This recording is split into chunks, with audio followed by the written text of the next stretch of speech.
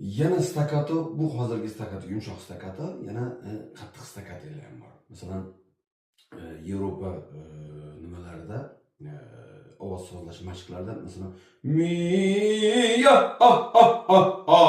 deb aytilardi. Endi o'zbek aynan sozlarda, o'zbek ohanglarida qanday chiqarish mumkin? Misol uchun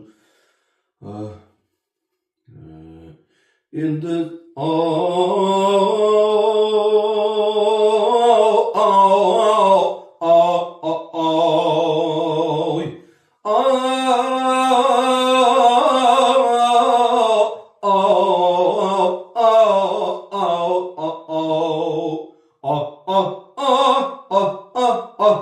mana shu qorinni ishlatish, qorin mana shu deganda butun tanib badan qimirlab ketadi, aynan qorin bilan urg'u berayotgani bilinishi kerak.